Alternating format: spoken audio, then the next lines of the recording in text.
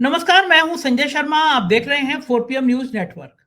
मुरली मनोहर जोशी और लाल कृष्ण आडवाणी सुबह से नजर लगाए बैठे होंगे कि आज प्रधानमंत्री जी हमारे कक्ष में आ जाएंगे, हमारे भवन में आ जाएंगे। उन्होंने तो 75 साल का परामर्श मंडल बनाया था कि भाई जो 75 साल के पूरे हो जाएंगे वो संरक्षण मंडल में चले जाएंगे। अभय दुबे जी से पूछा मैंने कि ये 75 साल पूरे होने पे क्या खामोशी से निकल जाएगी बीजेपी? कोई विवाद होगा, कोई चर्चा होगी कि प्रधानमंत्री जी अब तो 75 साल के हो गए, मौका किसी और को दे दीजिए, या कुछ नहीं होगा। पार्टी के अंदर गडकरी, शिवराज सिंह चौहान, योगी आदित्यनाथ, वसुंधरा ये सब खामोश रहेंगे या कोई बड़ा बवाल होगा?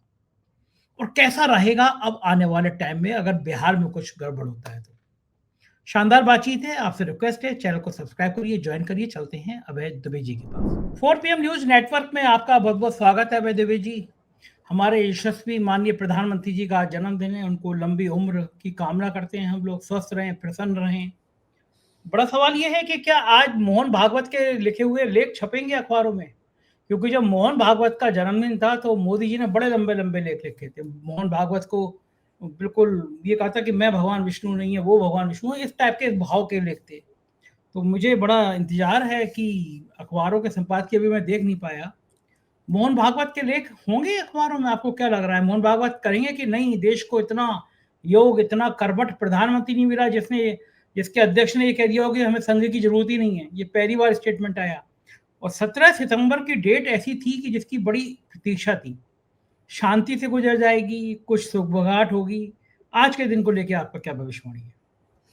देखिए, मुझे तो नहीं लगता कि मोहन भागवत नरेंद्र मोदी की प्रशंसा में कोई लेख लिखेंगे। मुझे नहीं लगता। नरेंद्र मोदी ने मोहन भागवत की प्रशंसा में लेख सारे देश के अखबारों में हिंदी और अंग्रेजी में छपवाए थे। दूसरी भाषाओं में भी शायद अनुवाद होकर उनके लेखों का प्रकाशन हुआ होगा। लेकिन मोहन भागवत इनकी तारीफ में लेख लिखेंगे या दत्तात्रेय हासबोले इनकी तारीफ में लेख लिखेंगे या कोई राष्ट्रीय स्वयंसेवक संघ का कोई बड़ा पदाधिकारी इनकी तारीफ में लेख लिखेगा, इसकी मुझे कोई संभावना नहीं दिखाई पड़ रही है। उसकी वजह यह है कि सत्ता का समीकरण जो 2024 से पहले था, वो उलट गया है पूरी तरीके से। अब नरेंद्र मोदी की तरफ से लगातार ये दिखाया जाता है कि वो राष्ट्रीय स्वयंसेवक संघ के कितने पैरोकार हैं, संघ से किस तरह अपने आप को जोड़ते हैं, उनका इतिहास, संघ का इतिहास एक ही है, संघ ही उनका जनक है, वगैरह वगैरह इस प्रकार की बातें करते हैं। लाल किले से भी कर चुके हैं इस तरह की बातें।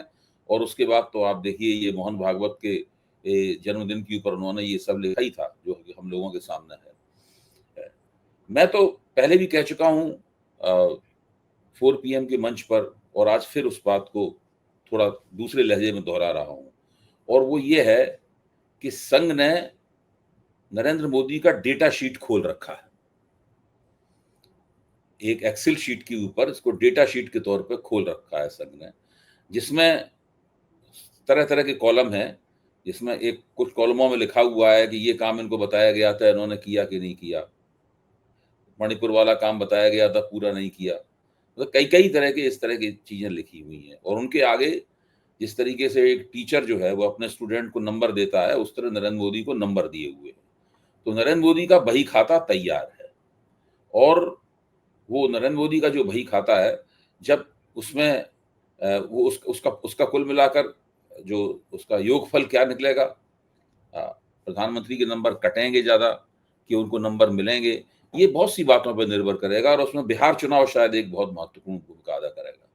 अगर बिहार चुनाव में क्योंकि बिहार चुनाव में नरेंद्र मोदी ने निजी तौर पे अपने आप को दांव पे लगाया है। अपनी देखिए, बजाय इसके कि वो एनडीए की एनडीए की 20 साल की सरकार की सफलताओं के आधार पर चुनाव लड़ते, उन्होंने अपनी मां का प्रश्न उस चुनाव में उठाया। गया जी में जाकर पिंडदान करने का इरादा वो रखते हैं। दूसरे, उन्होंने कल बिहार में भाषण देते हुए कहा कि अगर एनडीए सत्ता में फिर से आया तो 1 करोड़ नौकरियां देंगे। सोचिए आप, ये तो वायदा कभी नीतीश कुमार ने भी नहीं किया, 1 करोड़ नौकरियां देने का, क्योंकि पूरे बिहार में 1 करोड़ नौकरियां है ही नहीं। अच्छा, ये नारा इस तरह की लफाजी है जिसपे जो बहरे को भी सुनाई पड़ जाएगी।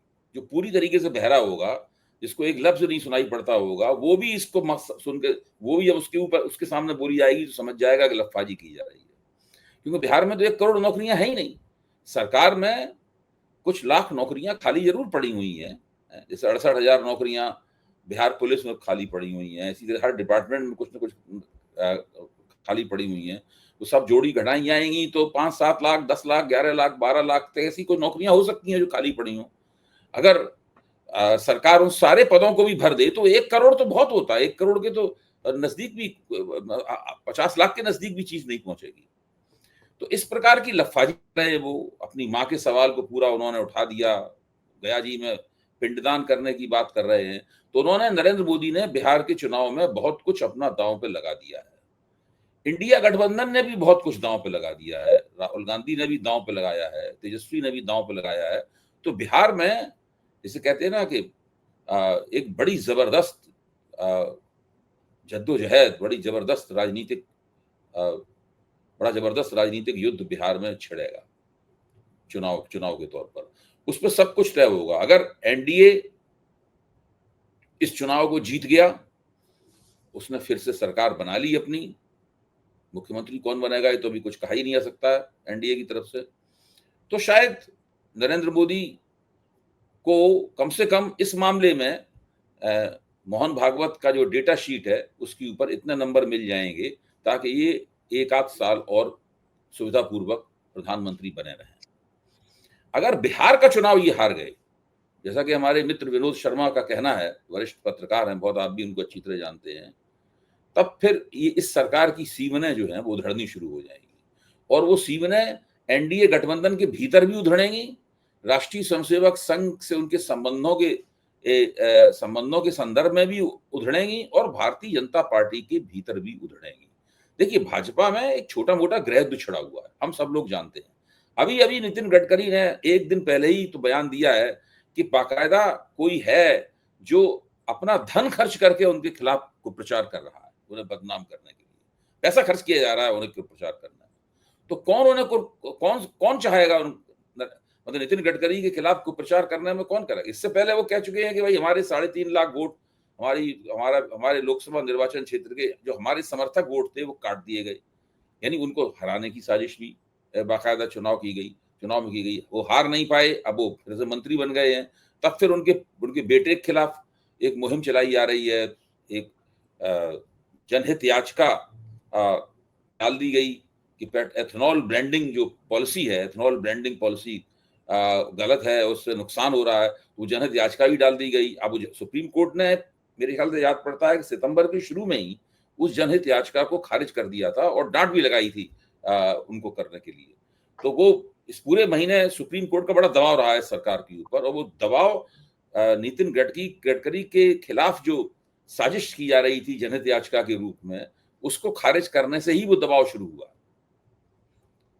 4 बड़े फैसले आए हैं आज इस महीने सुप्रीम कोर्ट के सरकार के खिलाफ। एक तो नितिन गडकरी वाला फैसला आया है, वनतारा वाला फैसला आया है जो सीधे सीधे सरकार द्वारा, और वक्फ वाला फैसला आया है, और एसआईआर वाला फैसला आया है। 4 फैसले आए हैं बड़े, और चारों फैसले जो हैं वो सरकार के ऊपर लगाई गई 4 चपत्तें हैं। तो सरकार अपने आप को दिक्कत में महसूस कर रही है। नरेंद्र मोदी की समझ में नहीं आ रहा है कि भाई विदेश नीति के मोर्चे पे तो कामयाबी मिल नहीं रही है। ट्रंप साहब जो हैं वो हर कदम पे इनको धोखा दे रहे हैं। धोखा क्या दे रहे हैं? हर कदम पे बता रहे हैं इनको कि हम तुम्हारी कोई हैसियत नहीं समझते। हर कदम पे वो पाकिस्तान के साथ में हेलमेल दिखा रहे हैं ट्रंप साहब। इन्होंने 2 लॉबीस्ट रख छोड़े हैं वहां पर, और सुनते ये हैं कि उनको बहुत बड़ी कीमत पर हर महीने उनको बहुत, शायद मुझे उस रकम के बारे में ठीक नहीं पता है, लेकिन वो रकम बड़ी जबरदस्त है, मतलब जो है वो उनको पैसे भारत सरकार दे रही है। तो वो लॉबीस्ट जो हैं वो अपनी तिकड़म करके किसी तरीके से ट्रंप प्रशासन से कुछ बयान निकलवा लेते हैं, क्योंकि तभी तो तनख्वाह मिलेगी, जब तक वो इस तरह के बयान नहीं निकलवाएंगे, वरना तो तनख्वाह मिलनी बंद हो जाएगी उनको। ये तो कॉन्ट्रैक्ट पे होता है सारा का सारा मामला। वो बयान निकलवा लेते हैं कि ट्रंप मोदी से खुश हैं, ट्रंप दोस्त हैं। फिर यहाँ पे चर्चा होने लगती है मीडिया में एक बार कि ट्रंप और मोदी का फिर से सब बढ़िया होने वाला है, लेकिन उसके अचानक पता चलता है कि ट्रंप जो है वो यूरोपीय यूनियन से कह रहे हैं कि भारत की बस 100% टैरिफ लगा देना चाहिए। अचानक पता चलता है कि ट्रंप जो है वो पाकिस्तान के साथ फिर से कुछ उन्होंने साजबाज करना शुरू कर दिया है भारत के खिलाफ। अचानक पता चलता है कि उधर चीन ने संघाई सहयोग संगठन में जो उन्होंने आतंकवाद विरोधी कमेटी बनाई थी उसकी अध्यक्षता पाकिस्तान को सौंप दी गई है। तो अब भारत को आतंकवाद के खिलाफ अगर संघाई सहयोग कॉर्पोरेशन में कोई कदम उठाना होगा तो उसे पाकिस्तान के थ्रू जाना होगा। पाकिस्तान उस कमेटी का अध्यक्ष है, मतलब पाकिस्तान का नेतृत्व मानना पड़ेगा।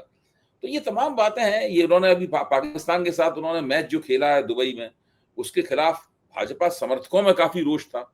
अब गोदी मीडिया चला रहा है कि साहब कि वो हाथ नहीं मिलाया, इसकी वजह से बहुत उन्होंने जबरदस्त किस्म का विरोध वो कर दिया, मतलब पूरा। तो इस प्रकार के हथकंडेबाजी से, इस प्रकार की फिक्रेबाजी से, इस प्रकार जो बिहार में भाषण दे रहे हैं मोदी जी की 1 करोड़ नौकरियां दे देंगे, आप सोचिए 1 करोड़ नौकरियां बिहार में। कहां है बिहार में 1 करोड़ नौकरियां? है ही नहीं।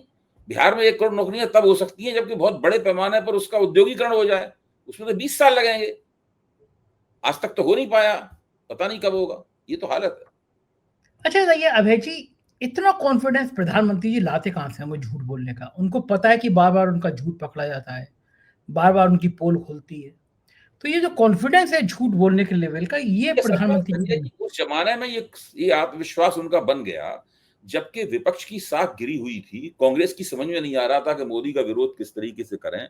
इन लोगों को लगता था कि हमारा हिंदुत्ववादी नैरेटिव जो है उसने पूरी तरीके से सब जगह कब्जा कर लिया है। तो मोदी जी सोचते थे कि हम जो कहेंगे वो लोग मान लेंगे। इस तरह की 1-2 कुछ घटनाएं भी हुई कि एक ही तरह की बात विपक्ष ने भी कही, एक ही तरह की बात मोदी ने कही, तो मोदी की बात मान ली गई, विपक्ष की नहीं मानेगी। शुरू में हुआ भी ऐसा। तो उससे धीरे-धीरे मोदी को लगने लगा, मोदी का आत्मविश्वास बहुत बढ़ गया। इतना बढ़ गया कि अपने आप को नॉन बायोलॉजिकल कहने लगे। मतलब आत्मविश्वास तो यहां तक बढ़ गया था। अब नॉन बायोलॉजिकल तो नहीं कहते हैं, लेकिन ये मोदी जी कहीं ना कहीं अभी भी मानते हैं कि मेरी बात बनाम तेरी बात। अगर मेरी बात को पे लोग ज्यादा यकीन करेंगे, इनकी बात पे नहीं ज्यादा यकीन करेंगे। ऐसी मोदी जी की अभी भी धारणा है। इसलिए वो गलत होने की परवाह किए बिना दबादब झूठ बोलते रहते हैं। दूसरे उनको एक और फायदा है। उनको फायदा ये है कि उनके झूठों की जवाब तलबी उनसे नहीं होती। सोशल मीडिया जवाब तलबी करता रहता है, उसकी चिंता कौन करता है? जो इलेक्ट्रॉनिक मीडिया है, जो खबरिया चैनल हैं, वो कोई जवाब तलबी नहीं करते। मोदी जी की इस तरह की लंतरानियां जो हाँकते हैं, अखबारों में उनके खिलाफ संपादकीय नहीं लिखे जाते। बड़े बड़े स्पेशल करस्पॉन्डेंट्स पहले पन्ने पर अपनी राजनीतिक समीक्षा में उनकी आलोचना नहीं करते। मोदी जी को उनके पुराने जो झूठे दांव पेच हैं, खोखले दांव पेच हैं, जो हवाई बातें हैं, उनकी याद उन्हें नहीं दिलाई जाती। तो ये सब अब जैसे अभी 15 अगस्त पे वहां बोल गए, बेरोजगारी हटाने के सवाल पर लाल किले पर बोल गए। तो सब लोगों ने कहा कि ये मतलब यहां तक के अखबारों के संपादकीय, अखबारों को अभी भी मैं गंभीर मीडिया मानता हूं, किसी ने नहीं उनसे कहा कि भाई ये तो वही बात है जो आपने बजट के दौरान कही थी, उसी बात को आपने फिर से दोहरा दिया है। तो बजट के दौरान अभी गई थी, उसके फरवरी में बजट आया, उसके बाद अब आप अगस्त में फिर वही बात बोल रहे हैं, वही वादा कर रहे हैं, किसी ने नहीं उनसे पूछा। तो ये जो मोदी जी को लाभ है कि मीडिया उनका गिरेबान पकड़ के झकझोरता नहीं है। इसीलिए मोदी जी ने, अब राहुल गांधी ने कितनी प्रेस कॉन्फ्रेंसेस की? राहुल गांधी तो शायद कितनी 18 या और भी ज्यादा प्रेस कॉन्फ्रेंसेस कर चुके हैं अपने नेता विपक्ष के कार्यकाल में। और आप उनको देखिए, मोदी जी महाराज को देखिए, आज तक 11 साल में कोई प्रेस कॉन्फ्रेंस नहीं की। कोई चिंता ही नहीं है, क्योंकि सारे के सारे पत्रकार, जो बड़े बड़े पत्रकार हैं, वो मानते हैं कि वो तो हमारे दरबारी हैं। बिल्कुल ये स्थिति है। और मुझे तो अभी तक याद आता है कि 2014 का शायद अभय जी वो पहला बजट था जिसमें काफी करोड़ रुपया बुलेट ट्रेन के लिए रखे गए थे। 11 साल हो गए, वो बुलेट ट्रेन कब अहमदाबाद में आ गई, कब कलकत्ता से चल गई, कहीं बम्बई से निकल गई, पता ही दिखी नहीं हम लोगों को। आपको कहाँ याद चली होगा गई? आपको याद होगा कि अभी ये जापान गए थे चीन जाने से पहले। तो जापान में इन्होंने बुलेट ट्रेन में यात्रा की। उसकी तमाम यहाँ पे हिंदुस्तान में तस्वीरें भी आई और तमाम वो मीडिया पे दिखाया भी गया। तब भी किसी ने से सवाल नहीं पूछा कि जापान की बुलेट ट्रेन में तो आप यात्रा कराए, हिंदुस्तान की बुलेट ट्रेन में कब यात्रा करेंगे और दूसरे कब यात्रा करेंगे इसमें? आप देखिए ना, 11 साल से बुलेट ट्रेन का झांसा दे रहे हैं पूरे देश को। कहीं दूर दूर तक बुलेट ट्रेन का आता ही पता नहीं है। और निर्लज्जता इतनी है कि जापान जाते हैं, जापान बुलेट ट्रेन का जनक है, वहां बुलेट ट्रेन में बैठ के तस्वीर खिंचाते हैं, वीडियो बनवाते हैं, और यहाँ पे तमाम वो चल रहा है, वो वीडियो चलाए जाते हैं। कोई ये नहीं पूछता कि जापान की बुलेट ट्रेन में नरेंद्र मोदी वो दिन कब आएगा जब भारत की बुलेट ट्रेन में बैठेंगे। ये मोदी जी को बहुत बड़ा फायदा है, उनसे सवाल नहीं पूछे जाते। राहुल गांधी एक गलती कर दें, कुछ गलती कर दें, राहुल गांधी को फौरन बताया जाने लगता है कि आपने तब ये कहा था, अब ये कहा, अब ये। अभी कोई नहीं पूछता। ये तो हम लोग सवाल पूछते हैं कि भाई नरेंद्र मोदी ने सोनिया गांधी को जर्सी गाय कहा था, सोनिया और राहुल गांधी को हाइब्रिड बच्चा कहा था। ये सब बातें तो हम लोग कहते हैं।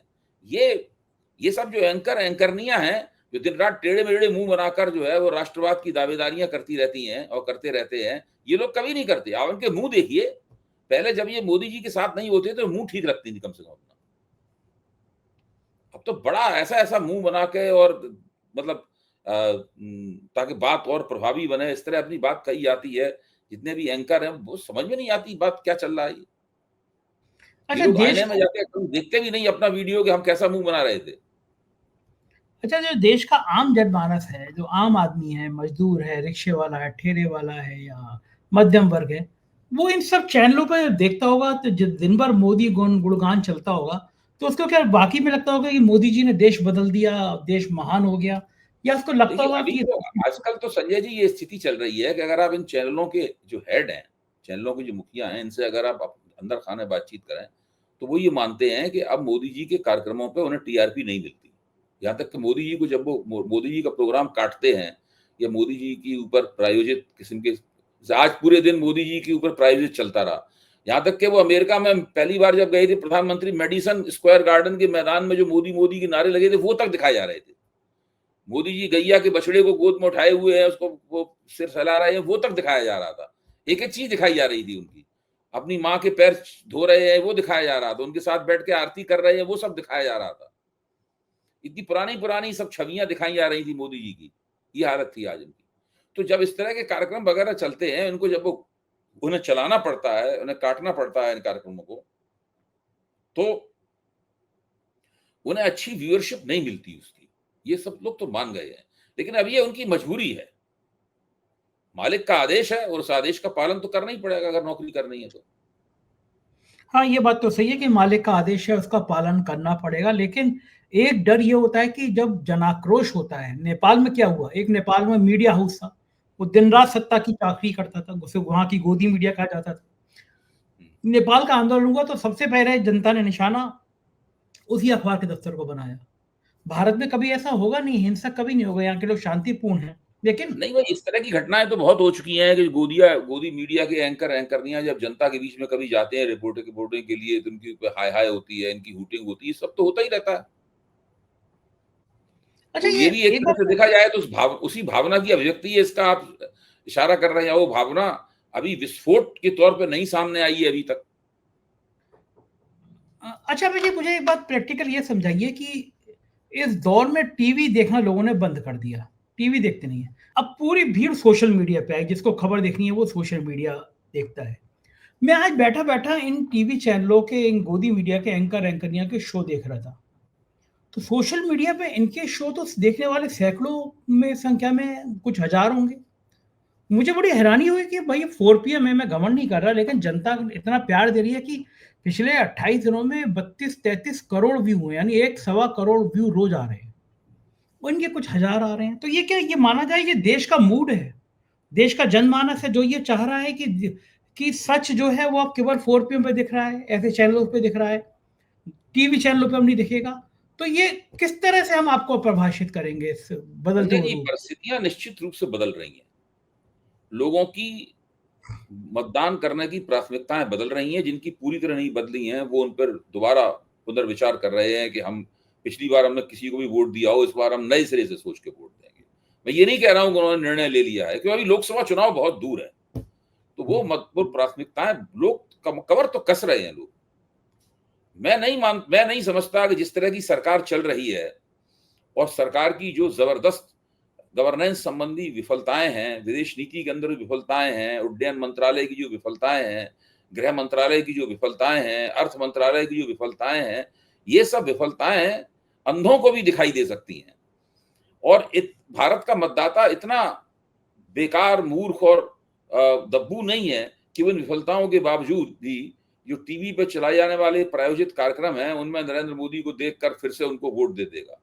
तो वो 2029 जो है वो सरकार के लिए वाटरलू होने जा रहा है। वाटरलू वो मैदान था जिसमें नेपोलियन बोनापार्ट की फौज अपना युद्ध हार गई थी और उसके बाद नेपोलियन को पराजय स्वीकार करनी पड़ी थी। इसीलिए बहुत मशहूर है कि ये मैदान उसका वाटरलू साबित होगा कहते हैं। तो 2029 का चुनाव नरेंद्र मोदी के लिए वाटरलू साबित हो सकता है, बशर्ते 2029 तक प्रधानमंत्री के पद पर टिके रहे, क्योंकि जैसा कि हम पहले ही कह चुके हैं कि मोहन भागवत ने उनकी डेटा शीट खोल रखी है।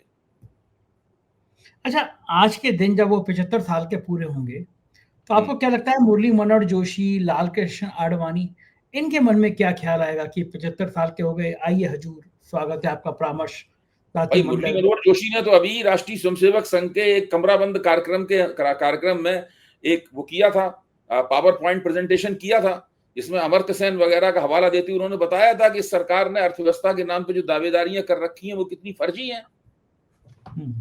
मुरली मनोहर जोशी तो अभी इनको धुआं उड़ा चुके हैं राष्ट्रीय स्वयंसेवक मोहन भागवत के सामने खड़े होकर, और वहां मौजूद संघ का एक एक पदाधिकारी और एक एक जो कार्यकर्ता स्वयंसेवक जो भी हो वो सब सहमत था मुरली मनोहर जोशी से।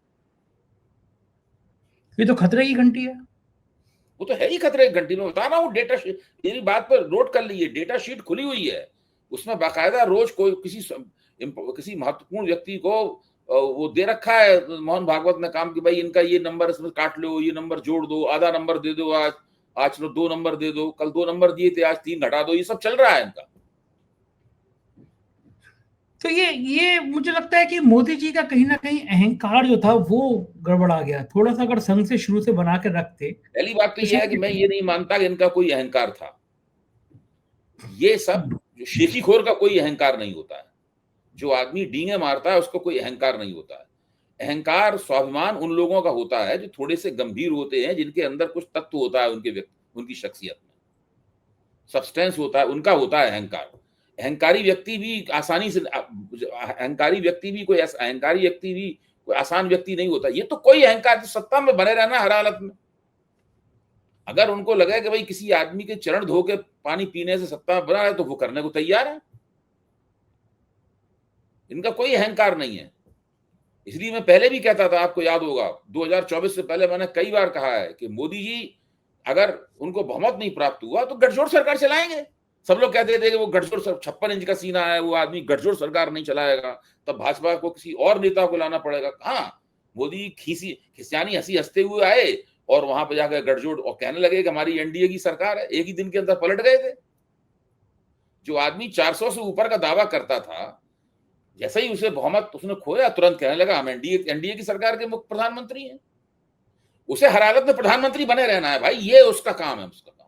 उसका ये मतलब नहीं है कोई कि वो जैसा उसने पहले डींगे मारी थी, अगर उन डींगों पे खरा नहीं उतरा है तो वो इस्तीफा दे देगा, कहेगा नहीं, जब तक हमारे 400 पार नहीं आएंगे हम प्रधानमंत्री की शपथ नहीं लेंगे। ऐसा थोड़ी ना है। तो अच्छा, डर तो इनको भी लगता होगा कि पार्टी के अंदर गडकरी हैं, शिवराज सिंह चौहान है, योगी आदित्यनाथ हैं, ये सब पैरेलल खड़े हो रहे हैं। पार्टी को काफी कुछ खोखला कर दिया है इन लोगों ने। पार्टी एक ऐसे बहुत विशाल डिब्बे की तरह हो गई है, सबसे बड़ा डिब्बा है हिंदुस्तान का, उसके अंदर कुछ ज्यादा है नहीं कुछ। उसके अंदर, उस पार्टी के अंदर, उसके अंदर चाटुकार भरे हुए हैं, उसके अंदर इधर उधर से लाके तमाम सारे तरह तरह के ऐसे तत्व भरे हुए हैं जो उन पार्टियों में थे तो भाजपा उन्हें खुद ही गाली देती थी, उनके ऊपर मुकदमे चल रहे थे, उनकी जांचें हो रही थी, उनके खिलाफ मामले दर्ज थे। ऐसे ही लोग तमाम भरे हुए हैं पार्टी में। इस पार्टी में कोई दम है। अच्छा, हालत ये है कि अभी मैं एक व्याख्यान देने के लिए रायपुर गया था, तो व्याख्यान देने के बाद कुछ पुराने वरिष्ठ पत्रकार वगैरह उन लोगों के साथ में एक बैठक हुई।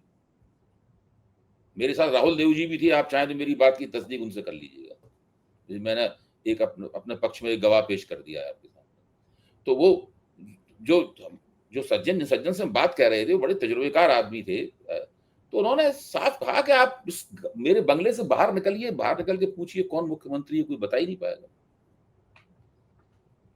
पब्लिक को कोई पता ही नहीं है विष्णुदेव साय मुख्यमंत्री हैं, क्या कर रहे हैं क्या नहीं कर रहे हैं।